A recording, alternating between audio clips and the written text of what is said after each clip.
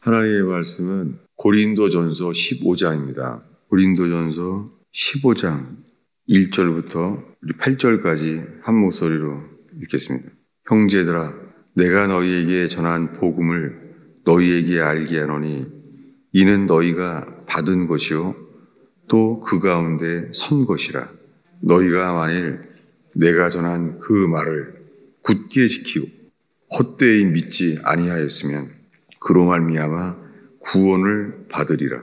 내가 받은 것을 먼저 너희에게 전하였노니 이는 성경대로 그리스도께서 우리 죄를 위하여 죽으시고 장사 지낸 바 되셨다가 성경대로 사흘 만에 다시 살아나사 게바에게 보이시고 후에 12 제자에게와 그 후에 500여 형제에게 일시에 보이셨나니 그 중에 지금까지 대다수는 살아있고 어떤 사람은 잠들었으며 그 후에 야고보에게 보이셨으며 그 후에 모든 사도에게와 맨 나중에 만삭되지 못하여 난 자 같은 내게도 보이셨느니라. 아멘. 고린도전서는 고린도 교회 편지 중에서 부활장이라고 불러요. 왜냐하면 부활에 대해서 15장 전체를 부활에 관하여 말합니다. 근데 세상에 유명한 것은 부활장이 아니라 사랑장이죠. 사랑은 언제나 오래 참고 온유하며 시기하지 않으며 우리의 몸이 불사르게 내어줄지라도 사랑이 없으면 아무것도 아니고 사랑에 대한 말씀에 사람들은 안 믿는 사람도 감동을 받죠. 사랑장은 탈북민 중에서 사랑장을 읽으면서 북한에는 이런 사랑이 아니구나 그렇게 깨닫게 되는 사람들도 있습니다. 사랑장은 사랑은 다 알아요. 그런데 이 15장에 와서는 부활장이에요. 그리고 그 앞에는 성찬장이에요. 성찬에 대한 게 나와 있어요. 우리가 주님께서 우리에게 어떤 말씀 앞에서 우리를 깨닫게 하시는지 우리가 좋아하는 말씀이 아니라 우리가 받아들이기 원하는 말씀이 아니라 주님이 우리에게 이끌어 주시기는 말씀 앞에 있기를 정말 바라는 거예요. 정말 몰라요. 예를 들면은 스펄전 목사님은 그가 10살 때부터요 15살 때까지 자기가 거듭나지 않은 자임을 알고 괴로워해요. 자기는 옛 본성 그대로의 삶을 말아요. 스펄전 목사님은 모태신앙이에요. 아버지도 목사고 할아버지도 목사예요. 그래서 어려서부터 목회자의 사택에서 자랐어요. 그러니까 스펄전 목사님은 어린 나이에 10살이 되기 전에 이미 철로역정을 다 보게 된 거예요. 그러니 그가 어떻겠어요? 그가 15살에서 20살까지인가요? 그는 구원의 교리에 대한 말씀은 이미 모든 걸 다 알아요. 그는 이미 거듭나기 직전에 리차드 백스터의 목사님이랑 조셉 얼라인의 회개의 경종 이런 이 복음에 대한 고전적인 책들을 아침마다 읽었어요. 그는 현대의 목회자들이 알 수 있는 책들을 어려서부터 알았어요. 그런데 그가 거듭났던 날은 눈이 펄펄 내리던 날, 눈이 너무 많이 와서 자기가 다니는 교회를 갈 수가 없는 거예요. 눈이 너무 막혀서. 그래서 부근에 있는 다른 교회를 더 이상 갈 수가 없는 곳에서 들어갔습니다. 그날 그 교회의 목사님도 오지 못했어요. 그래서 10몇 명이서 그날 모여서 설교자는 없었고 그날 대신 한 형제가 더듬더듬 설교하게 됐습니다. 그런데 그때 스펄전의 모습을 보면서 그는 그 스펄전을 지적해서 말했어요. 당신은 이 세상에서 가장 비참한 상태에 있는 사람이라고. 그러면서 그에게 이사야서를 인용하면서 주님만 바라라고 그래요. 계속해서 당신은 지금 주님만 바라라고. 그럴 때 스펄전은 그 설교하는 형제를 따라서 그걸 따라해요. 주님만 바라게 됐습니다. 그때 그가 거듭나게 돼요. 주님만 바라볼 때에 주님이 그에게 임한 거예요. 그렇게 될지는 몰랐죠. 여러분, 그래서 우리가 성경을 지식으로 아무리 거듭남에 대한 회개에 대한 말씀을 알고 있어도요. 사실 제가 가장 많이 연락을 받는 게 이 질문이에요. 설교는 이미 다 여러 가지를 다 듣고 아는 사람들이에요. 근데 딱 질문은 이거예요. 죄를 아무리 자백을 해도 내가 회개한 거 맞는지, 이게 정말 성경에 회개하라고 그런 그 회개가 맞는지 물어보는 거예요. 이것은 어제 이야기입니다. 질문이 온 거예요. 내가 깨달아지는 죄는 떠오르는 대로 다 주님께 자백을 했는데 성경에 거듭나기 위한 회개는 어떻게 해야 회개를 하냐는 거예요. 근데 그런 초신자의 질문만이 아니라 오랜 세월 동안 예수님을 믿어온 노 권사님에 이르기까지 똑같이 연락이 와요. 그분이 이미 교회의 베테랑이에요. 노 권사님이에요. 그런데도 물어보는 내용은 똑같아요. 초신자에게 온 연락이나 오랫동안 교회 생활을 해온 분이나 똑같아요. 뭡니까? 지금 이것은 가나안이 아니라 광야구나. 광야는 뭐예요? 광야는 죽는 곳이에요. 광야는 죽어야만 하는 곳이에요. 광야는 주님께서 만나를 주셔도 주님은 우리를 사랑하셔서 광야에 있게 하시는 게 아니에요. 만나를 먹이고 구름 기둥을 보이시고 밤에는 불 기둥을 보이시잖아요. 근데 그것이요, 우리는 찬송 가운데 구름 기둥, 불 기둥으로 인도하시고 만나로서 먹이시고 이걸 사랑으로만 보잖아요. 근데 주님은 광야에서요, 너희들은 40년 동안 내가 너희를 싫어하여 버림받음을 알리라 라고 말했잖아요. 이 민수기 말씀입니다. 민수기에서 출애굽해서 1년이 지났을 때 그 1년 동안은 출애굽기에서 성막을 만들어요. 시내산에서 십계명의 돌판을 말씀하신 다음에 성막을 만드는데 1년이 걸렸어요. 성막이 만들어지니까 거기에 하나님의 영광의 구름이 성막 안에 들어왔어요. 시내산에 임했던 영광이 성막이 만들어지니까 성막 안에 들어온 거예요. 이제는 주님이 말하는 거예요. 이게 출애굽기고 그 다음에 레위기의 제사가 나온 다음에 민수기는 1년이 지났습니다. 1년이 지나고 6월절을 광야에서 처음 지켜요. 6월절을 지켰습니다. 그 다음에 이제 젖과 꿀이 흐르는 땅에 들어가게 하시잖아요. 그런데 젖과 꿀이 흐르는 땅에 들어가시려고 했는데 40일 동안 그 땅을 정탐하게 되었습니다.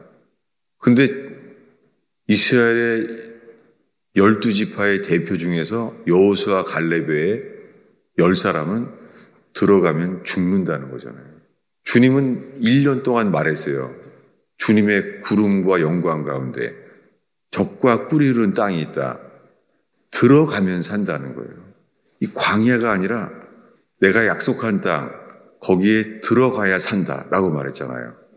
그런데 뭐라고 그래요? 갔다 온 사람들이 거기에 네피림의 후손, 아낙 자손, 거인들이 살고 있다. 들어가면 죽는다. 아니, 가기 전까지는 들어가면 산다는 것을 들었고 믿었잖아요. 믿었는데 갔다 오니까 정탐꾼들의 말과 함께 믿음이 다 없어졌어요. 들어가면 죽는다는 거예요. 여러분, 출애굽할 믿음은 있어요.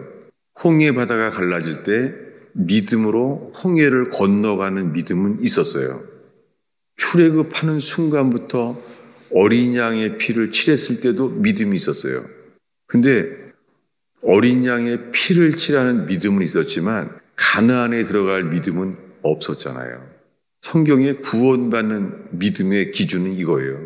출애굽을 어린 양의 피를 칠하는 믿음, 그 믿음이 동일한 믿음이죠. 근데 이 믿음이 왜 우리에게 끊어지냐는 거죠. 왜 끊어지냐면 내가 주인 되는 순간 가나안에 들어갈 믿음은 없어요. 가나안에 들어갈 때는 단 하나예요. 누가 주인이냐는 거예요. 주님이 주인인 믿음인 자만 들어갈 믿음이 주님 앞에서 얻게 돼요. 그래서 여호수아가 가나안 땅에 들어갈 때는 직전에 누가 주인인지를 택하라는 거예요. 누가 주인인지. 우리 힘으로는 네피림을 아무도 못 이기죠. 네피림이라는 것은 그 당시 속담이 누가 네피림을 이기겠는가, 이 속담이 있을 만큼 아무도 이길 수 없는 거예요. 이것이 무엇입니까? 여러분, 육신의 힘으로는요, 육신의 죄를 이길 자는 없습니다.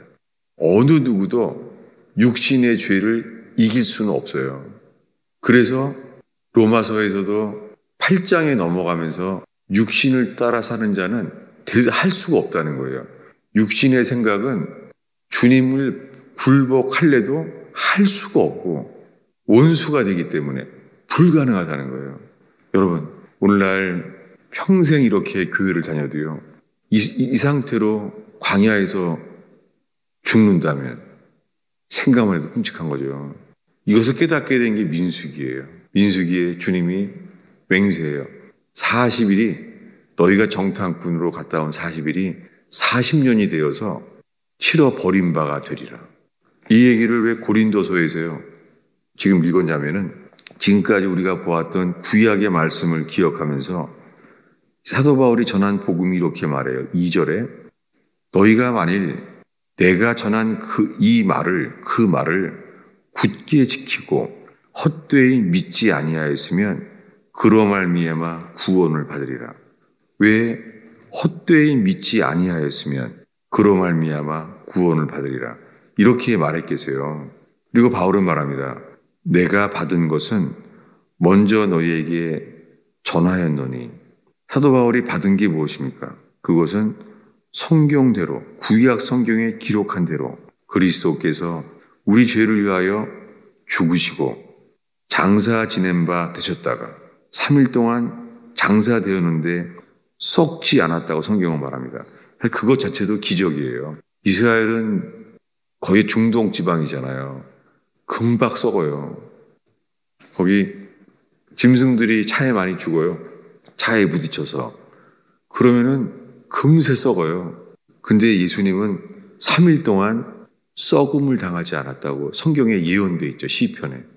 정말 예수님은 3일 동안 나사로는 말했습니다. 이미 썩어서 냄새가 나나이다 했잖아요. 나사로는. 예수님이 죽은 데랑 같은 곳이잖아요. 근데 나사로는 썩었는데 예수님은 3일이 지났는데 썩지 않은 거예요. 주님의 말씀, 성경대로. 그때 사흘 만에 살아나셨어요. 3일 동안 장사 지낸 바 되셨다가 살아났다는 거예요. 그 다음에 5절에 게바에게 보이시고 주님은 베드로에게 보이셨습니다. 그리고 12 제자에게 보이셨습니다. 그 다음에 6절에 500여 형제에게 한 번에 보이셨어요. 근데 우리들은 500명에게 나타난 것은 복음서에는 기록되어 있지 않죠. 복음서에는 예수님이 500명 정도가 한꺼번에 부활한 모습을 보인 것은 없어요. 고린도서에만 나와 있죠. 그런데 이 사도 바울이 편지하고 있는 이 고린도서를 쓰고 있는 지금 이 순간까지, 지금까지 대다수가 살아있다는 거예요. 그 500명 그들이요. 이것은 복음서에는 없어요. 고린도서에만 나와 있어요. 이렇게. 대다수가 지금까지 부활하신 것을 본 분들이 살아있다는 거예요. 근데 7절에 그 후에 야고보에게 보이셨으며, 이 야고보는 베드로, 요한, 야고보, 그 야고보가 아니죠. 이 야고보는 예수님의 형제 야고보예요. 그 예수님의 형제 야고보에게요, 예수님이 부활하신 모습을 보였다는 거예요. 이것도 참 특이한 거죠. 왜냐하면 예수님은 40일 뒤에 승천했잖아요. 근데 40일 뒤에 예수님이 승천했는데, 그래서 7절에 그 후에 라는 말이 있어요. 그 후가 어디예요? 그 후에. 이것은 3일 뒤에 부활하신 이후에 40일 사이에 보였다는 게 아니죠. 그 후에. 이것은 승천하신 이후의 이야기예요. 그리고 말합니다. 또 그 후에 모든 사도에게와 맨 나중에 만삭되지 못하여 난 자 같은 내게도. 이것은 뭐냐면 내게도 보이셨느니라. 성경에 부활한 모습을 예수님이 모습을 직접 보인 사람은 맨 마지막이 사도 바울이에요. 그래서 사도 바울이 이 사도의 마지막이에요. 부활을 본 사람들이에요. 이렇게 부활을 말한 다음에 이렇게 말합니다. 계속 이어서 고린도전서 15장 19절을 읽겠습니다. 만일 그리스도 안에서 우리가 바라는 것이 다만 이 세상의 삶뿐이면 모든 사람 가운데 우리가 더욱 불쌍한 자이리라. 저는 이 말씀을, 이 부활절을 지나가면서 내가 정말 부활을 믿는다면 이 세상 것을 구하지 않을 텐데, 사도 바울은 성공을 위하여 이스라엘에서 그는 성공이 준비된 사람이에요. 인정받은 사람이에요. 그는 가말리엘 문화예요. 그런데 그는 예수님을 만남으로 말미암아 그는 모든 것을 잃어버렸습니다. 오히려 이제 가면은 죽이려고 하는 곳이 됐어요. 사도 바울이. 이 말이죠. 사도 바울은 예수님을 안 자이기 때문에 그는 이 세상에서는 만물의 찢기가 되었잖아요. 그가 말합니다. 나는 사람들에게 조롱거리와 만물의 찢기가 되었노라. 만물의 찌꺼기가 되었대요. 사도 바울이. 그리고 그는 많은 고문을 당했습니다. 고린도서에만 나와 있어요.